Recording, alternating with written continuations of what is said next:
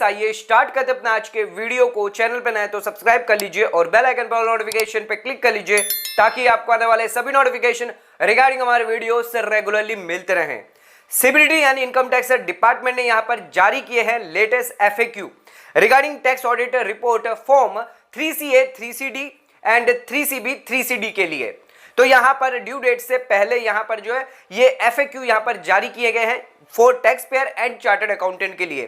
तो यहां पर अगर आपको दिक्कतें आ रही हैं uploading JSON file, uploading UDIN, uploading DSC related या फिर इंपोर्टिंग ऑफ जेसन फाइल या और भी अदर कोई रिलेटेड इश्यूज हैं, उसके रिगार्डिंग यहां पर क्लैरिफिकेशन किया गया है। तो इनकम टैक्स डिपार्टमेंट ने ये एफएक्यू जो है जारी किए गए हैं। तो आज के इस वीडियो के अंदर हम डिस्कस करने वाले हैं ऐसे 13 एफएक्यू जो यहां पर सीबीडीटी ने जारी किए हैं। तो वीडियो को बिल्कुल भी स्किप मत करिएगा एंड वीडियो को एंड तक जरूर देखिएगा।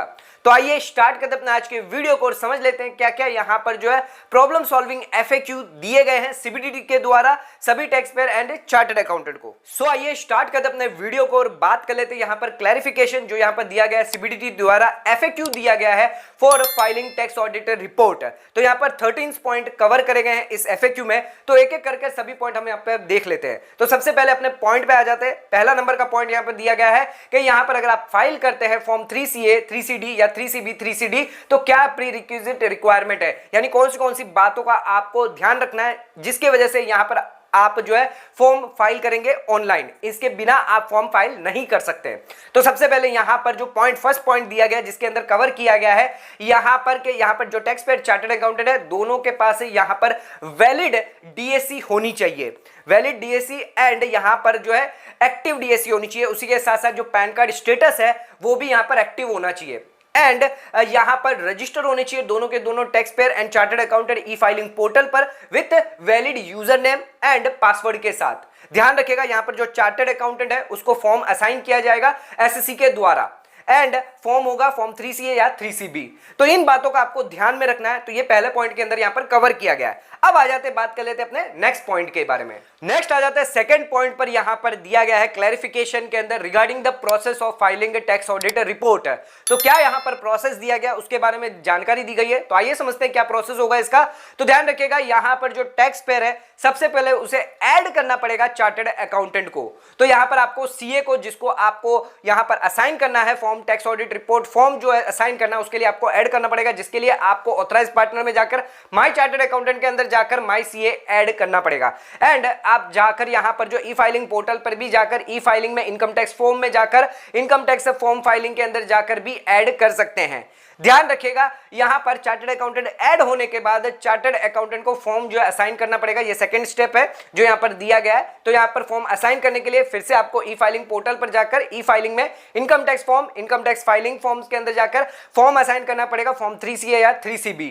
फॉर्म असाइन करने के अंदर यहां पर चार्टर्ड अकाउंटेंट के जो है यहां पर आपको ऐड करना पड़ेगा चार्टर्ड अकाउंटेंट। उसी के साथ साथ असेसमेंट ईयर और फाइलिंग टाइप यहां पर ऐड करना पड़ेगा।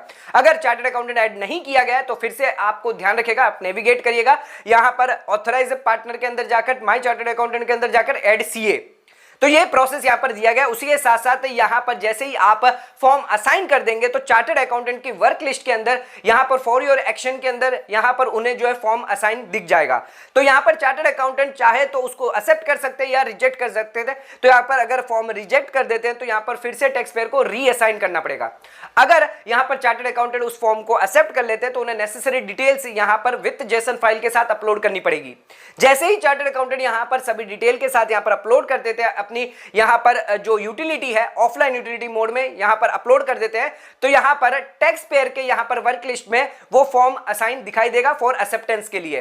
तो यहां पर टैक्स पेयर फिर इसको एक्सेप्ट और रिजेक्ट करेगा and after acceptance of tax payer form submit माना जाएगा। तो ये पूरा प्रोसेस जो है यहां पर दिया गया है। आ जाते हैं अपने क्लैरिफिकेशन के थर्ड पॉइंट पे जहां पर बहुत लोगों का यह सवाल है कि कैसे वो असाइन करें फॉर्म 3CA और 3CB टू चार्टर्ड अकाउंटेंट को।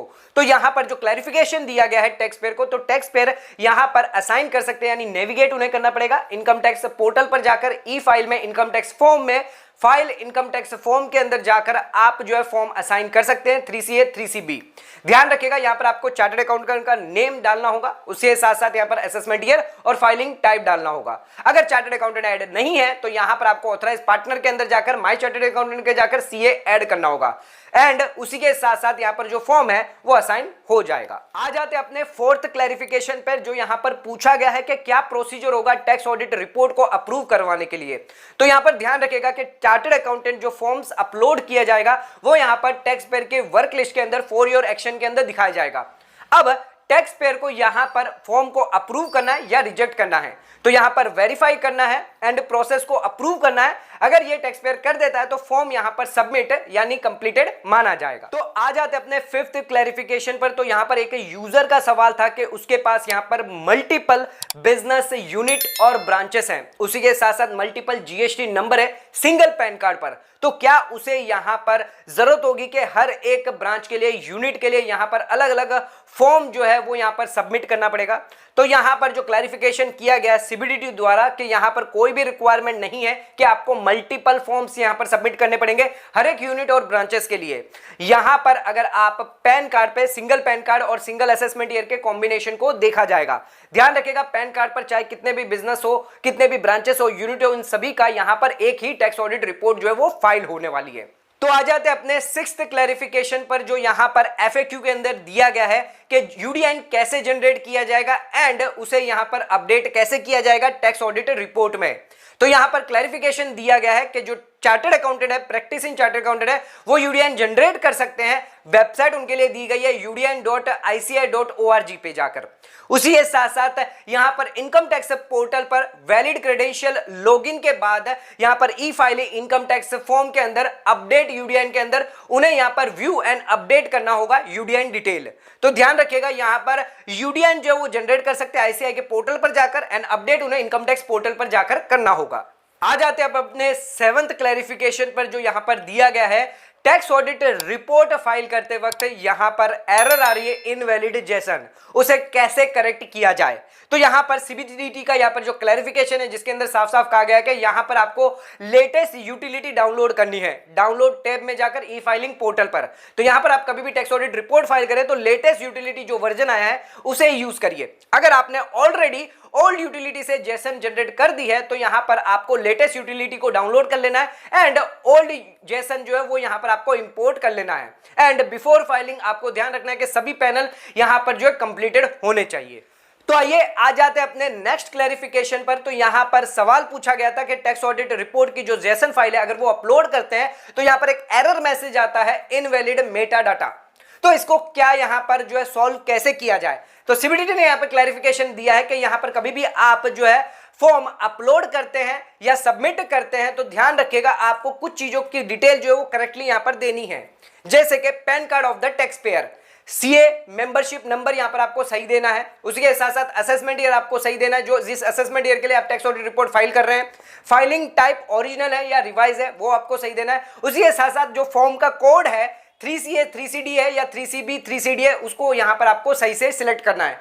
अगर ये सभी डिटेल आप सही से सिलेक्ट कर लेते हैं तो यहां पर कोई भी दिक्कत नहीं आएगी जब आप जेसन फाइल अपलोड करेंगे फॉर टैक्स ऑडिट रिपोर्ट के लिए। तो आ जाते हैं अब अपने एक और नेक्स्ट क्लैरिफिकेशन पर, जो यहां पर पॉइंट दिया गया है FAQ के अंदर, जहां पर अगर आप फाइल करते हैं फ्रॉम 3CA 3CD या फॉर्म 3CB 3CD तो यहां पर एक एरर मैसेज शो होता है something went wrong please try after some time, या फिर सबमिशन फेल्ड हो गया, no response receive from server. तो इसको कैसे, इस इशू को कैसे सॉल्व किया जाए। तो यहां पर क्लैरिफिकेशन दिया गया है कि यहां पर अगर चार्टर्ड अकाउंट और टैक्स पेयर दोनों की जो फाइल है, जो प्रोफाइल है वो अपडेटेड होनी चाहिए, कंप्लीटेड होनी चाहिए, उसी के साथ साथ वैलिड DSC होनी चाहिए एंड इनकम टैक्स पोर्टल पर रजिस्टर होने चाहिए, चाहे चार्टर्ड अकाउंटेंट हो या टैक्स पेयर हो। एंड उसी के साथ साथ यहां पर ध्यान रखना है कि CA का जो स्टेटस है वो एक्टिव होना चाहिए।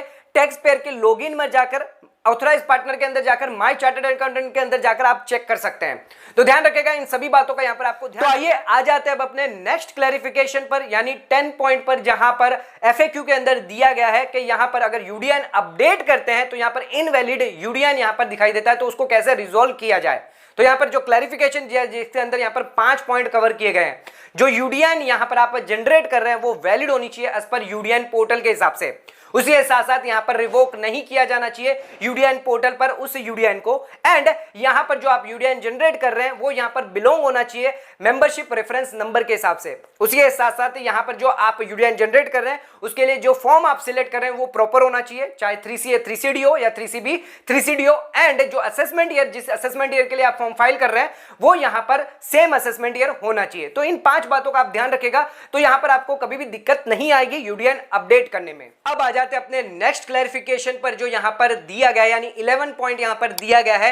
यहां पर टैक्स ऑडिट रिपोर्ट अपलोड करने में दिक्कत आ रही है, इनवैलिड डीएसी यहां पर मैसेज आ रहा है। अब उसको कैसे यहां पर सॉल्व किया जाए, तो यहां पर सीबीडीटी द्वारा क्लैरिफिकेशन किया गया है कि यहां पर इनवैलिड डीएसी का रीजन हो सकता है कि यहां पर आपकी चेक कर लीजिएगा जो टैक्स पेयर और चार्टर्ड अकाउंटेंट है कि यहां पर जो डीएसी आपकी वैलिड होनी चाहिए, एक्सपायर नहीं होनी चाहिए। उसी के साथ साथ यहां पर डीएसी मैनेजमेंट जो यूटिलिटी दी गई है वो यहां पर अपडेटेड होनी चाहिए टू जनरेट सिग्नेचर फाइल।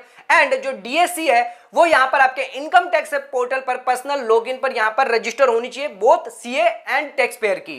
तो ध्यान रखिएगा यहां पर आप फॉर्म फाइल करते हैं तो यहां पर डीएसी जो वो आपकी एक्सपायर नहीं होनी चाहिए। अब आ जाते हैं अपने नेक्स्ट क्लैरिफिकेशन पर। तो यहां पर जब भी फॉर्म असाइन किया जाता है चार्टर्ड अकाउंटेंट को तो एक एरर मैसेज आता है, please select correct filing type.